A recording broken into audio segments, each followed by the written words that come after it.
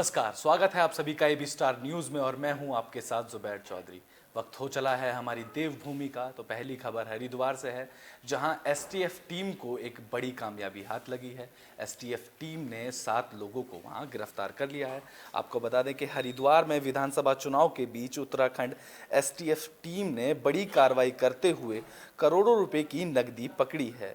तो ये रकम पुराने नोटों की बताई जा रही है, जो कि 500 और 1000 रुपए हैं, जिसके बदलने के लिए लाया गया था।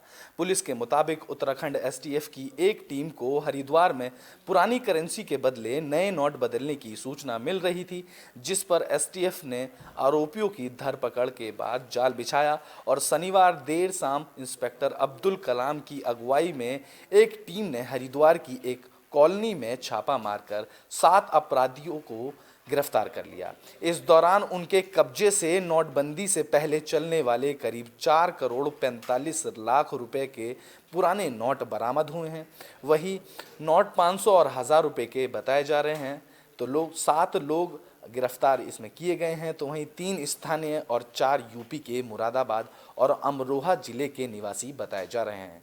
शुरुआती पड़ताल में सामने आया है कि यह गैंग आरबीआई के किसी अधिकारी से संपर्क में थी, जिसकी मदद से वहां पुरानी करेंसी बदलने का नेटवर्क संचालित चल रहा था।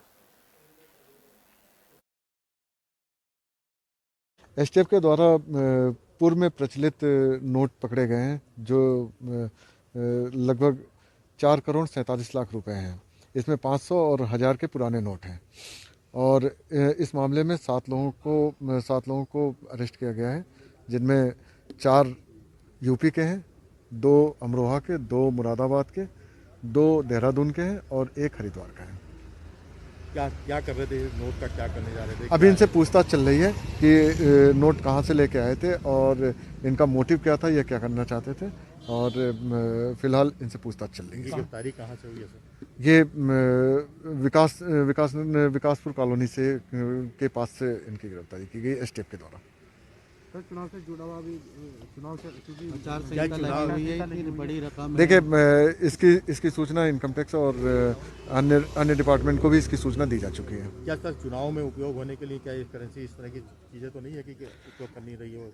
नहीं, इसको चुनाव में तो उपयोग नहीं कर सकते, क्योंकि लगभग 5 साल पहले इस करेंसी को बंद किया जा चुका है और सबको मालूम है कि इस करेंसी का कोई उपयोग नहीं है। इसका उपयोग नहीं हो सकता, तो चुनाव में तो उपयोग के लिए नहीं ला रहे थे। क्या संभवतः एक्सचेंज करने के अब ये चीज़ें उनसे पूछताछ में ही क्लियर होगा। अभी पूछताछ अभी काउंटिंग की गई है, जो 4 करोड़ 47 लाख की है, और बाकी पूछताछ के दौरान क्लियर होगा कि उनका मोटिव क्या था। इतनी बड़ी खेप कैसे पहुंच गया सर? ये पूछताछ के दौरान ही क्लियर होगा कि कैसे क्यों लेके आ रहे थे और उनका मोटिव क्या था। खबर काशीपुर से है, जहां आईटीआई पर आज पुलिस ने फ्लैग मार्च किया और लोगों को आचार संहिता का पाठ पढ़ाया।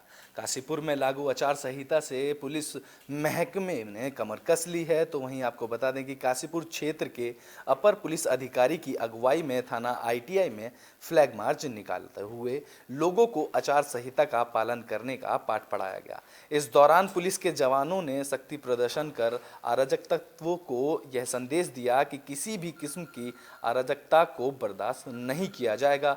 वहीं अपर पुलिस अधिकारी चंद्रमोहन ने मीडिया से बात करते हुए कहा कि अगर आचार संहिता का उल्लंघन करते हुए कोई पाया गया तो उसके खिलाफ कठोर कार्रवाई की जाएगी।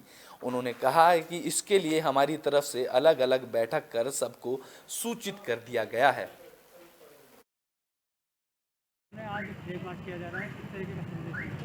विधानसभा सामान्य निर्वाचन 2022 की जो है तिथि घोषित हो चुकी है, जैसे कि 14 फरवरी को है, और इस हेतु इलेक्शन कमीशन द्वारा आदर्श आचार संहिता लागू कर दी गई है। उसी का जो है अनुपालन हम सभी को करना है, पब्लिक को करना है। उसी संदर्भ में आज एक फ्लैग मार्च, जैसे कि विगत दिनों में भी लगातार बाजपुर क्षेत्र में और इधर काशीपुर, कुंडा, जसपुर सभी क्षेत्रों में फ्लैग मार्च करवाया गया है। तो आज हम लोग सीएपीएफ के साथ पीएसी के जवान और लोकल पुलिस हम सभी लोग एक फ्लैग मार्च कर रहे हैं। इसमें फ्लैग मार्च का उद्देश्य यही है कि शांति व्यवस्था बनाए रखेंगे सभी लोग। सामान्य जन से हमारी ये अपील है, निर्भीक होकर मतदान करेंगे, किसी दबाव और लालच में नहीं आएंगे, और अगर कोई व्यक्ति शांति व्यवस्था प्रभावित करेगा तो उनके विरुद्ध कठोर वैधानिक कार्रवाई की जाएगी। और इसी के साथ 107-16, 151 और किसी भी तरह का जो पुराने जो आपराधिक कृत्यों में जो लोग रहे हैं, जिन पे अभियोग पंजीकृत हैं, उसमें गुंडा या गैंगस्टर एक्ट में कार्रवाई हो रही है। लाइसेंसी शस्त्र भी जो है लगातार हम लोग जमा करा रहे हैं। आज लगभग काफ़ी अस्त्र जमा हो चुके हैं और इसके साथ ही जो अवैध शस्त्र, अवैध शराब और किसी भी तरह की जो इस तरह की अवैध गतिविधियाँ होंगी, उन पर रोक लगाएंगे, उनके खिलाफ कठोर कार्रवाई की जाए। खबर लक्सर से है, जहां पुलिस ने दागी उम्मीदवारों के लिए नए नियम बनाए हैं, तो वहीं चुनाव आयोग ने कहा है कि दागी उम्मीदवारों को इस बार नए नियमों का पालन करना पड़ेगा। आपको बता दें कि लक्सर में विधानसभा चुनाव के इस बार दागी उम्मीदवारों को चुनाव में कड़े नियमों का पालन करने होंगे, तो वहीं उन्हें अपने खिलाफ दर्ज मुकदमों का ब्यौरा अपने शपथ पत्र में देने के साथ ही अपने क्षेत्र के मतदाताओं को भी बताना होगा।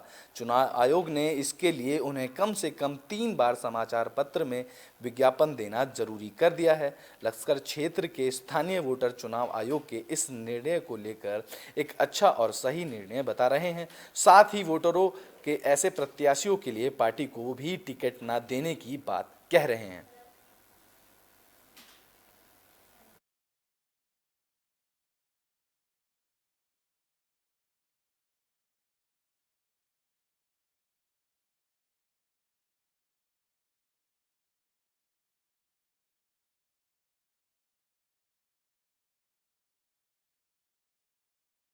ये बहुत बढ़िया निर्णय है। चुनाव आयोग ने कम से कम इसमें बहुत अच्छी पहल की है कि जो हमारे विधायक जो बनने वाले हैं या जो वर्तमान में हैं या जो लड़ाई में हैं, उनका कम से कम हमें कानूनी रूप से पता तो लगे कि उनके ऊपर कितना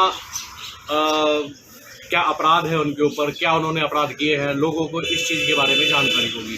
इस निर्णय को बहुत ही अच्छा मानते हैं। ये तो अब से पहले हो जाना चाहिए था। इससे जनता को खुशी मिलेगी और फायदा होगा, इससे कोई नुकसान नहीं होगा। खबर हरिद्वार से है, जहां डीएफओ ने लकड़ी मंडी में आज निगरानी की। लकड़ी मंडी में उन्होंने निगरानी की। हरिद्वार डीएफओ धर्म सिंह मीणा ने रुड़की के पिरान कलियर में लकड़ी मंडी की अचानक निगरानी की। इस दौरान उन्होंने अव्यवस्था में मिलने के लिए एक आरा मशीन को सीज कर दिया और अन्य मशीनों की जांच की। डीएफओ धर्म सिंह ने बताया कि कलियर क्षेत्र में आरा मशीनों की निगरानी की गई है, जिसमें एक आरा मशीन सीज की गई है, तो वहीं मशीन स्वामियों से जवाब मांगा गया है। इसके अलावा पंजीकरण की भी जांच की जा रही है। उनमें भी कोई गड़बड़ी पाई जाती है तो पुलिस अग्रिम कार्रवाई की जाएगी।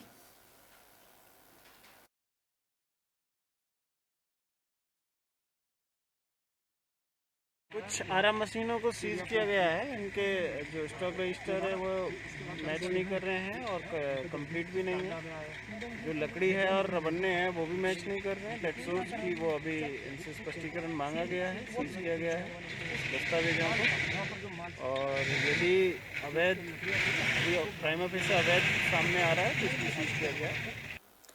खबर लक्सर से है, जहां 2 उम्मीदवारों के आज आपस में ही झड़प हो गई। आपको बता दें कि दोनों उम्मीदवार रोड पर आमने सामने आ गए, तब दोनों उम्मीदवारों की आपस में ही झड़प हो गई। खबर कानपुर से चुनाव की तैयारी कर रहे एक उम्मीदवार के समर्थकों ने दूसरे प्रत्याशी के समर्थकों की गाड़ी रुकवाने के बाद उसमें मौजूद 3 युवकों को दौड़ा कर पीटा, साथ ही उनकी गाड़ी में भी तोड़फोड़ की। मौके पर पहुंची पुलिस ने घायल युवकों को मेडिकल कराने के लिए भेज दिया। इसके बाद पुलिस टूटी कार व तीनों घायल युवकों को कोतवाल ले गई। इस दौरान एसएसआई मनोज सिरोला ने बताया कि घायल युवक में से 2 को ज़्यादा चोट लगी है। तहरीर मिलने पर मुकदमा दर्ज कर कार्रवाई की जाएगी।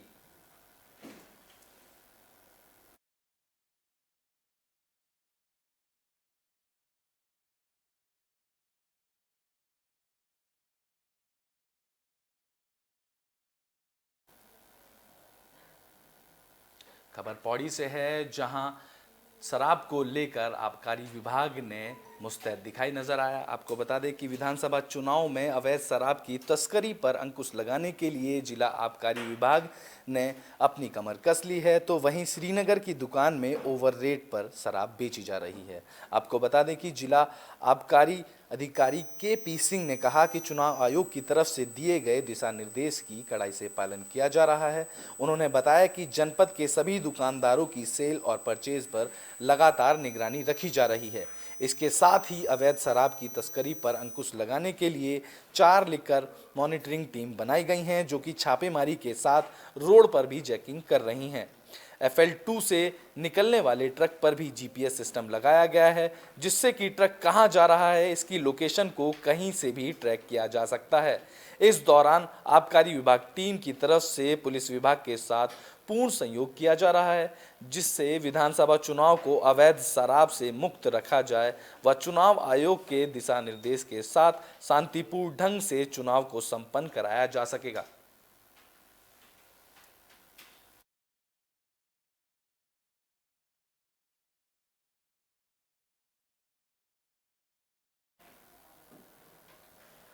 काशीपुर के जसपुर में आज कोरोना गाइडलाइंस की धज्जियां उड़ाई गई। आपको बता देते हैं कि प्रदेश में जहां कोरोना का कहर लगातार तेजी पकड़ रहा है, तो वहीं बढ़ती राजनीतिक सरगर्मियों के बीच सियासी दल कोरोना गाइडलाइंस का पालन करते नहीं नजर आ रहे, जिससे प्रदेश में कोरोना का ग्राफ बढ़ने का खतरा बना हुआ है। आपको बता दें कि काशीपुर से सटे जसपुर विधानसभा के कुंडा इलाके में बीजेपी नेता कार्यकर्ताओं के बीच चुनाव प्रचार के लिए पहुंचे जसपुर के पूर्व विधायक डॉक्टर शैलेंद्र मोहन सिंघल ने के विचार सुनने को भाजपा कार्यकर्ताओं का जमावड़ा जमकर जुट गया।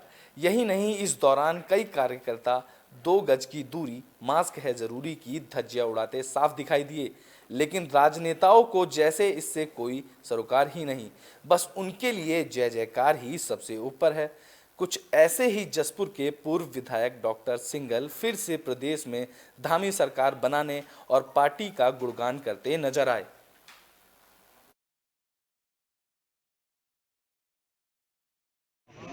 देखिए, चुनाव बहुत निकट है और मैं यहाँ भारतीय जनता पार्टी की नीतियों का प्रसार करने और अपने मतदाताओं से ये अपील करने आया हूँ कि इस बार पुनः भारतीय जनता पार्टी को इस प्रदेश में स्थापित करें। और यहाँ पर बहुत अच्छा रिस्पांस मिला है, महिलाएं भी आई हैं, बुजुर्ग भी आए हैं, युवा भी आए हैं और सबने संकल्प लिया है कि इस बार फिर से भारतीय जनता पार्टी को जिताएंगे।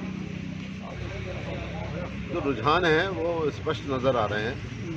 भारतीय जनता पार्टी के प्रति जनता ज़्यादा विश्वास रख रही है।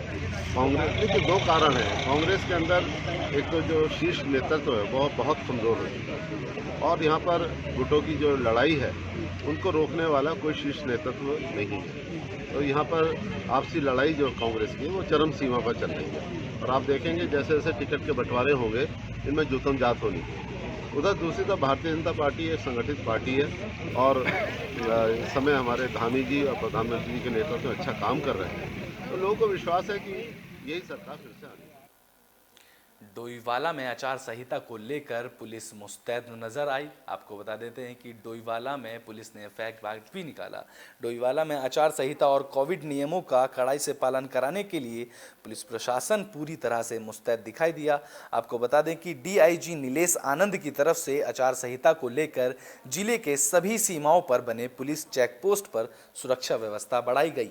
इस दौरान DIG ने पुलिस कर्मियों को सख्त निर्देश दिए कि हर कीमत पर आने जाने वाले वाहनों की बारीकी से जांच पड़ताल की जाए, तो वहीं नियम तोड़ने वालों के खिलाफ कानूनी कार्रवाई की जाए।